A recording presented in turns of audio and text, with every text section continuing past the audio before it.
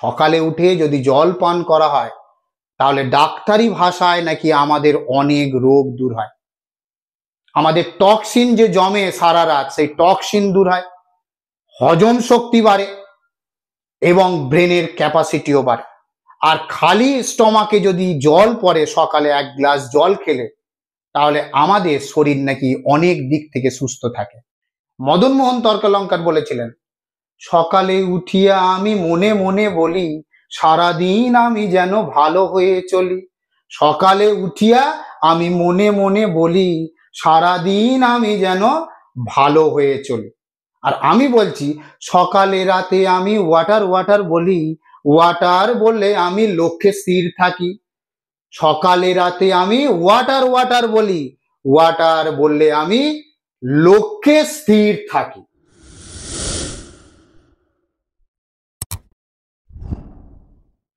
সবাই তো সুখী হতে চায়, তবু কেউ সুখী হয় কেউ হয় না। সবাই তো সুখী হতে চায়, তবু কেউ সুখী হয় কেউ হয় না। কেউ সুখী হয়, সবাই সুখী হতে চায়, তার মধ্যে কেউ সুখী হয় কেউ হয় না। তার কারণটা কি? তার কারণ, তার যে লক্ষ্য, তার যে আশা, সেটা পূরণ হয় না। তার লক্ষ্যে সে পৌঁছাতে পারে না, তার আশা পূরণ হয় না। আর এই আশা বা লক্ষ্য পূরণ না হওয়ার কারণে তার মনের মধ্যে অতৃপ্তি থেকে যায়। এই যে আত্মার অতৃপ্তি, মনের অতৃপ্তি, সেটাই তাকে অসুখী করে তোলে, তাকে সুখী হতে দেয় না। আর এই সুখ পেতে গেলে, এই আত্মার তৃপ্তি সাধনের জন্য, আত্মার তৃপ্তির জন্য, মনের সুখের জন্য অবশ্যই অবশ্যই অবশ্যই ওয়াটার শব্দটার অর্থ জেনে রাখা দরকার, এবং জীবনে ওয়াটার কতটা অপরিহার্য সেটা অবশ্যই অবশ্যই জেনে রাখা প্রয়োজন।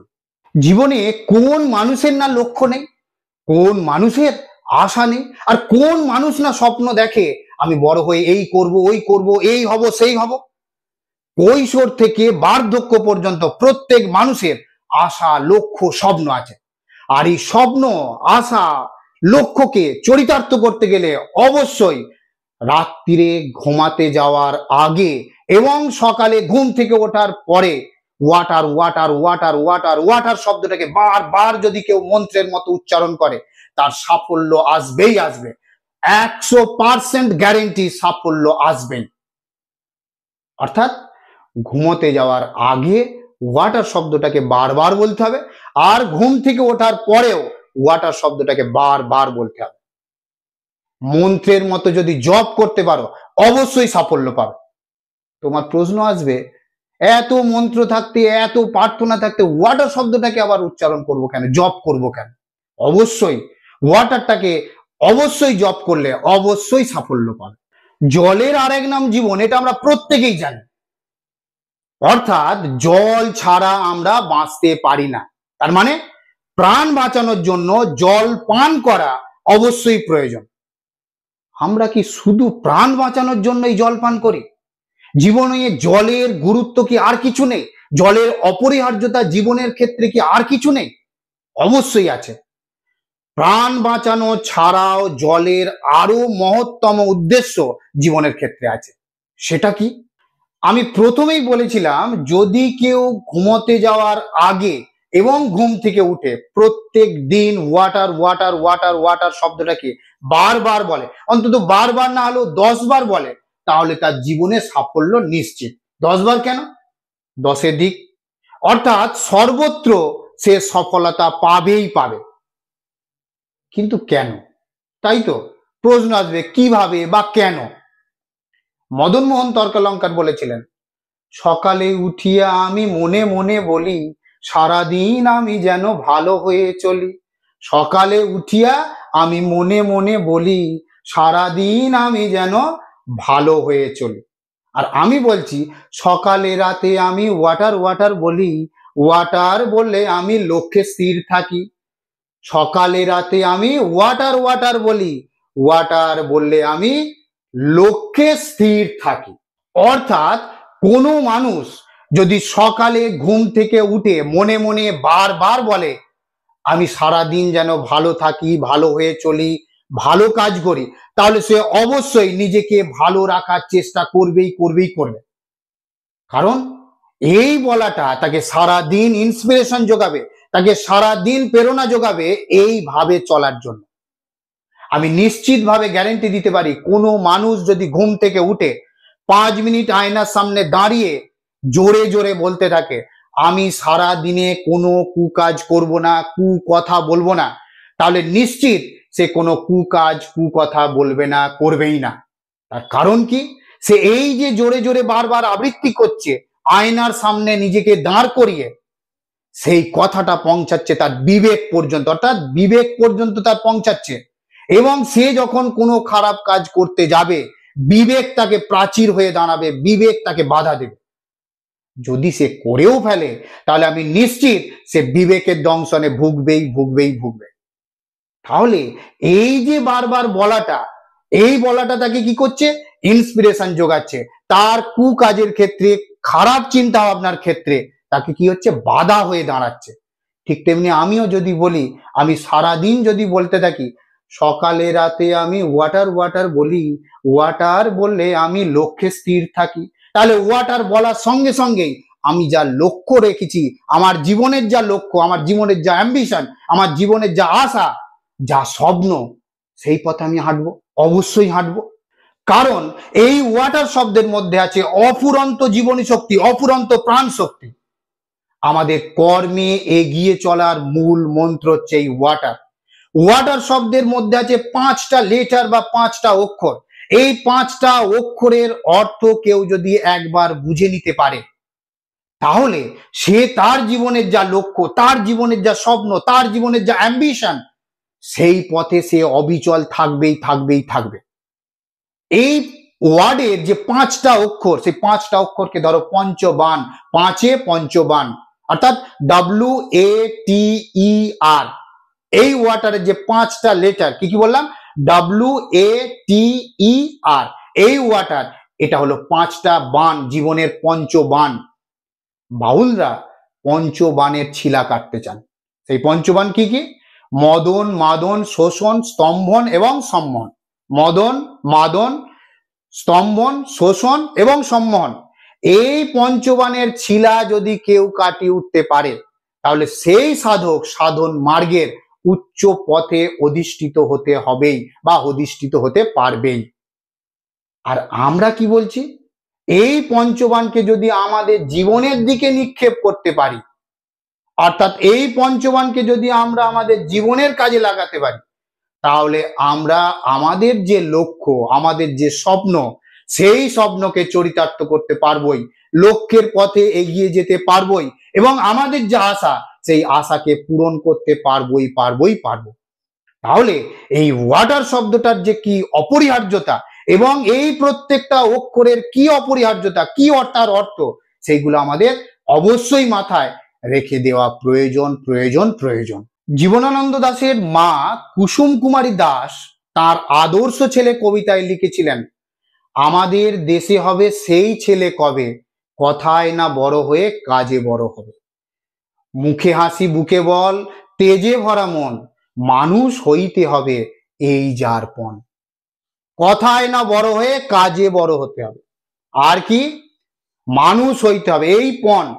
আর এই পণকে সফল করতে গেলে ওয়াটার পান করতে হবে, অর্থাৎ পণকে সফল করতে গেলে ওয়াটার অর্থাৎ জল পান করতে হবে। সকালে উঠে যদি জল পান করা হয়, তাহলে ডাক্তারি ভাষায় নাকি আমাদের অনেক রোগ দূর হয়। আমাদের টক্সিন যে জমে সারা রাত, সেই টক্সিন দূর হয়, হজম শক্তি বাড়ে এবং ব্রেনের ক্যাপাসিটিও বাড়ে। আর খালি স্টমাকে যদি জল পড়ে, সকালে 1 গ্লাস জল খেলে, তাহলে আমাদের শরীর নাকি অনেক দিক থেকে সুস্থ থাকে। এবং যারা মাথার যন্ত্রণায় ভোগে, এই সকালে যদি 1 গ্লাস করে জল খায়, তাহলে তাদের এই মাথার যন্ত্রণাও অনেকটা রিলিফ হয়, অর্থাৎ মাথার যন্ত্রণা অনেকটা কমে। তাহলে জল পানের এত উপকারিতা, তেমনি এই ওয়াটার পান করলে তারও অনেক উপকারিতা আছে। এই পান করার অর্থ দুটো আছে, এক খাওয়া অর্থাৎ জল পান করা, ওয়াটার পান করা, আর একটা পান করার অর্থ হচ্ছে আত্মস্থ করা। অর্থাৎ ওয়াটার শব্দটাকে যদি কেউ আত্মস্থ করতে পারে, ওয়াটার শব্দটার অর্থ কি, প্রত্যেকটা লেটারের অর্থাৎ অক্ষরের অর্থ কি, সেইগুলো যদি কেউ আত্মস্থ করতে পারে, তাহলেও সে তার জীবনের চলার পথে অবশ্যই সাফল্য পাবে। তাহলে ওয়াটার পানের দুটো অর্থ হলো, এক পান করা, অর্থাৎ আমাদের শরীর যে 70% জল দ্বারা গঠিত, সেই 70% জল দ্বারা গঠিত শরীরের জন্য আমরা জল পান করছি। আর দ্বিতীয় নম্বর পান করা কি বললাম, আত্মস্থ করা। অর্থাৎ আমরা যদি প্রত্যেক দিন water water water water water শব্দটাকে ঘুমাতে যাওয়ার আগে এবং সকালে ঘুম থেকে ওঠার পরে যদি মন্ত্রের মতো উচ্চারণ করি, তাহলে সেটা আমার সারা দিন সারা জীবন আমাকে ইন্সপিরেশন জুগিয়ে যাবে, ইন্সপায়ার্ড করে যাবে আমার লক্ষ্যে, আমার অ্যাম্বিশনে এগিয়ে যাওয়ার জন্য। তাহলে এই ওয়াটার শব্দের যে পঞ্চবান অর্থাৎ 5টা অক্ষর বা 5টা লেটার, সেই লেটার গুলো কি কি, ওয়াটার অর্থাৎ WATER। ডব্লু কি, ডব্লু হচ্ছে ওয়েলথ অথবা উইজডম। ওয়েলথ ধন সম্পদ, টাকা, অর্থ, উইজডম জ্ঞান। তাহলে W for wealth or wisdom. A for ability, সক্ষমতা, কর্মদক্ষতা। টি ফর ট্রাস্ট, বিশ্বাস। E for effort R for realization অর্থাৎ উপলব্ধি। এফোর্ট প্রচেষ্টা, রিয়েলাইজেশন উপলব্ধি। অর্থাৎ ডব্লু এই শব্দটাকে আমরা প্রত্যেকটা অক্ষরে যদি ভেঙে সেটার অর্থ বুঝি, তাহলে ওয়েলথ অথবা wisdom W. A for ability, সক্ষমতা, কর্মক্ষমতা, দক্ষতা। টি for trust, E for effort এবং আর for realisation.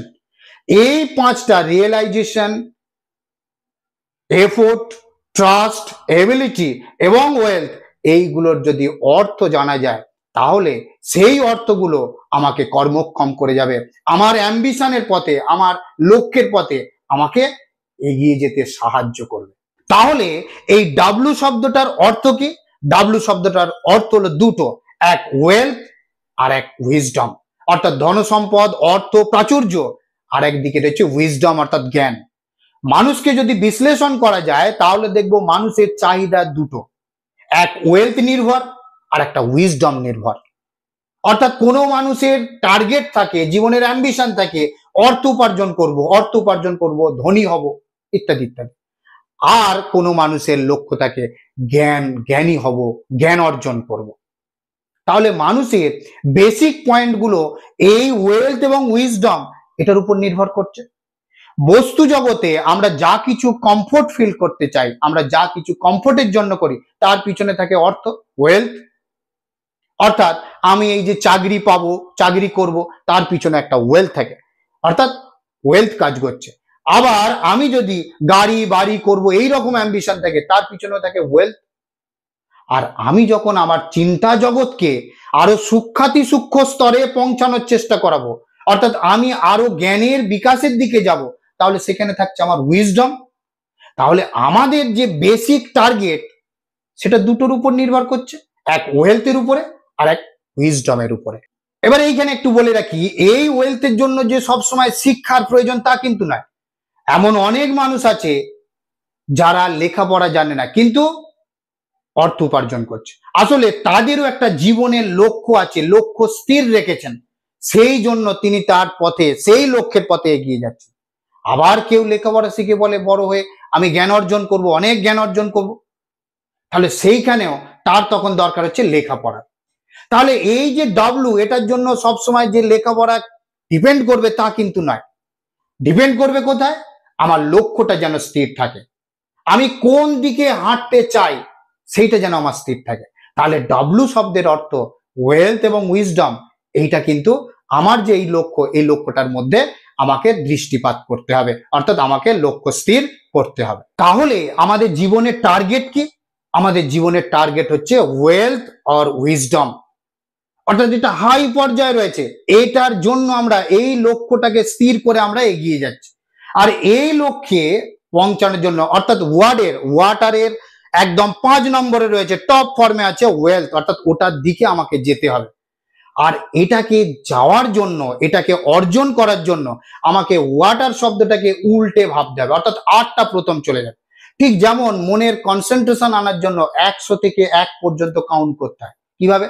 100, 99, 98, 97, 96, 95, 94, 93, 92, 91, 90, 89, 88, 87, 86, 85, 84, 83, 82, 81, 80, 79, 78, 77, 76, 75, 74, 73, 72, 71, 70, 69, 68, 67, 66, 65, 64, 63, 62, 61, 60, 59, 58, 57, 56, 55, 54, 53, 52, 51, 50, 49, 50, 48, 47, 46, 45, 43, 44, 43, 42, 41, 40, 39, 38, 37, 36, 35, 34, 33, 32, 31, 30, 29, 28, 27, 26, 25, 24, 23, 22, 21, 20, 19, 18, 17, 16, 15, 14, 13, 12, 11, 10, 9, 8, 7, 6, 5, 4, 3, 2, 1, 0।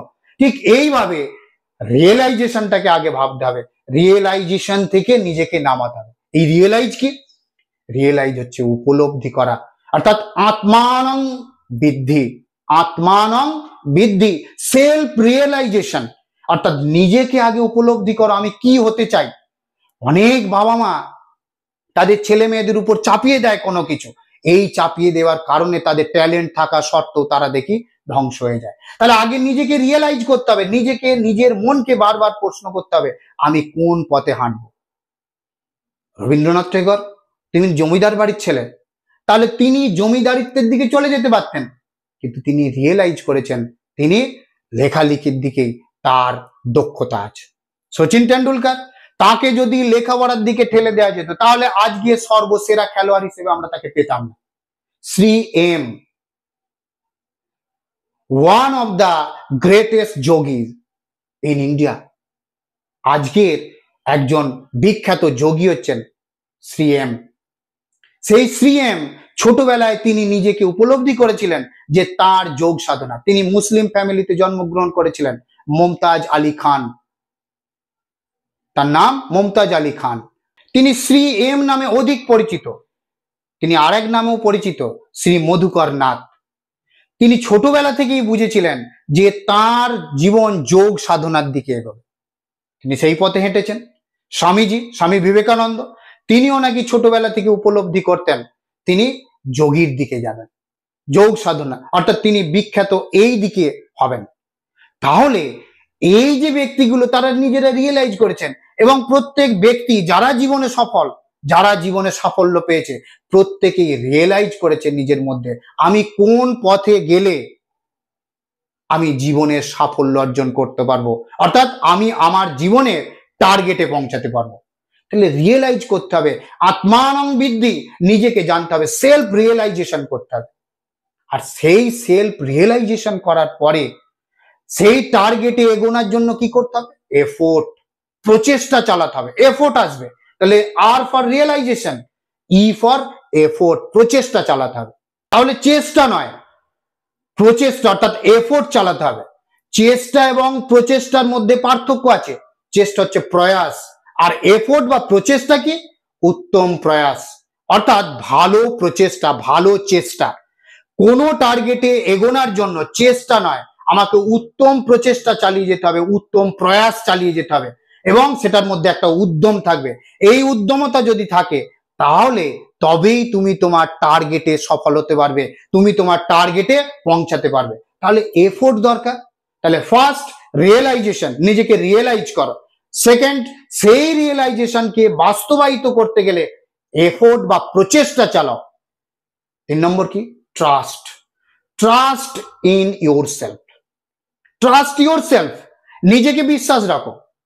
If you do not trust yourself, you do not achieve your goal. অর্থাৎ তুমি যদি নিজেকে বিশ্বাস না করো তাহলে জীবনে কখনো তুমি সফলতা অর্জন করতে পারবে না। তাহলে নিজেকে আগে বিশ্বাস করতে হবে। নিজেকে যদি বিশ্বাস করতে শেখো তবেই তুমি কি করবে? জীবনে সফলতা লাভ করতে পারবে। ট্রাস্ট ইয়োরসেলফ, এই ট্রাস্ট মিনস কি? এই trust means trust your ability, তোমার নিজের সক্ষমতা, কর্মক্ষমতার উপরে বিশ্বাস রাখো। তাহলে আমাদের প্রথম রিয়েলাইজেশন করতে হবে, অর্থাৎ রিয়েলাইজ করতে হবে। সেকেন্ড হচ্ছে এফোর্ট চালাতে হবে, এবং থার্ড হচ্ছে ট্রাস্ট, বিশ্বাস রাখতে হবে, নিজের উপরে বিশ্বাস রাখতে হবে। আর এই ট্রাস্ট কিসের উপরে? নিজের এবিলিটির উপরে, নিজের সক্ষমতা, নিজের কর্মক্ষমতার উপরে যে বিশ্বাস রাখতে পারে না, সে আত্মবিশ্বাসহীনতায় ভোগে। আর এই আত্মবিশ্বাসহীনতা হচ্ছে সাফল্যের পথে প্রধান প্রধান অন্তরায়। নিজে পারবোই, I can do it, I can't do it নয়, আই ক্যান ডু ইট, আমি এটা পারবো, আই মাস্ট ডু ইট, আমি এটা অবশ্যই পারবো। এই যদি চিন্তা ভাবনায় যেতে পারো, তবে তো নিজের এবিলিটির উপরে তোমার ট্রাস্ট আসবে, নিজের এবিলিটির উপরে বিশ্বাস আসবে। তাহলে এই নিজের এবিলিটির উপরে যারা বিশ্বাস রাখতে পারে, তাহলে তারাই জীবনে সফল হতে পারে। তাহলে নিজের এবিলিটি রাখতে হবে। অর্থাৎ আমি যখন কোনো বিষয়ে রিয়েলাইজ করলাম যে আমি এই পথে এগোবো, অর্থাৎ আমার টার্গেট এটা, তখন সেটাকে সাফল্যমণ্ডিত করতে গেলে আমাকে এফোর্ট দিতে হবে। সেই এফোর্ট কিসের উপরে? কারণ এফোর্ট দিতে গিয়ে আমরা অনেক সময় ব্যর্থ হই, ফেলিওর আসে। সেই ব্যর্থ হলে হতাশ হলে চলবে না। সেই হতাশ হলে তাহলে জীবনে আবার ব্যর্থতার দিকে এগিয়ে যাবে। তাহলে সেই হতাশা যদি না আসে, অর্থাৎ হতাশা যাতে না আসে, সেজন্য নিজের উপর বিশ্বাস রাখতে হবে। আর এই বিশ্বাস কি? এই বিশ্বাস হলো নিজের এবিলিটির উপরে বিশ্বাস। এই যদি নিজের এবিলিটির উপরে বিশ্বাস রাখতে পারো, তাহলে you can achieve wealth or wisdom. তাহলেই তুমি এই ওয়েলথ অথবা উইজডম, অর্থাৎ আওয়ার আলটিমেট টার্গেট, আমাদের আলটিমেট গোল, আমাদের জীবনের যা অ্যাম্বিশন, আমাদের জীবনের যা স্বপ্ন, সেই স্বপ্নের পথে এগিয়ে যেতে পারবো, স্বপ্নকে সার্থক করতে পারবো, আমাদের যে আশা সেই আশাকে পূরণ করতে পারবো। অর্থাৎ আমরা যে অ্যাম্বিশনে রয়েছি, আমাদের যে অ্যাম্বিশন রয়েছে, সেই অ্যাম্বিশনকে অ্যাচিভ করতে পারবো। তাহলে এই জন্যই এই ওয়াটার শব্দটাকে প্রত্যেক দিন ধ্যানের মতো করে, মন্ত্রের মতো করে উচ্চারণ করতে হবে। যদি উচ্চারণ করতে পারো, তাহলে you must achieve your goal, you must achieve your target. আর এই ওয়াটার শব্দটা তুমি যতবার উচ্চারণ করছো, ততবার ওয়াটারের পঞ্চবাণের এক একটা বাণ তোমাকে কি করবে? হান্ট করবে, বারবার হান্ট করবে। তুমি তখন রিয়েলাইজ করবে নিজের কতটা উন্নতি হচ্ছে, কোথায় ত্রুটি রয়েছে, সেই ত্রুটি অনুযায়ী সেই যে ফল্ট, সেই ফল্ট গুলোকে মেরামত করার জন্য তুমি আরো প্রচেষ্টা চালাবে। যত প্রচেষ্টা চালাবে, তত তোমার ট্রাস্ট বাড়বে, নিজের প্রতি বিশ্বাস বাড়বে। এই বিশ্বাস কার উপরে? নিজের এবিলিটির উপরে। আর এই এবিলিটি যত তোমার বাড়তে থাকবে, কর্মক্ষমতা যত তোমার বাড়তে থাকবে, তাহলে ততই তুমি জীবনে সফলতার দিকে এগিয়ে যাবে, ততই তোমার যে জীবনের লক্ষ্য, সে ওয়েলথ হোক, উইজডম হোক, তুমি সেই দিকে এগিয়ে যাবে। তাই আজ থেকে এই ওয়াটার ওয়াটার ওয়াটার ওয়াটার শব্দটাকে বারবার কনসাসলি উচ্চারণ করতে থাকো, তাহলেই তুমি তোমার টার্গেটে পৌঁছাতে পারবে। আর অবশ্যই মন্ত্রের মতো বলো, সকালে রাতে আমি ওয়াটার ওয়াটার বলি, ওয়াটার বললে আমি লক্ষ্যে স্থির থাকি। সকালে রাতে আমি ওয়াটার ওয়াটার বলি, ওয়াটার বললে আমি লক্ষ্যে স্থির থাকি।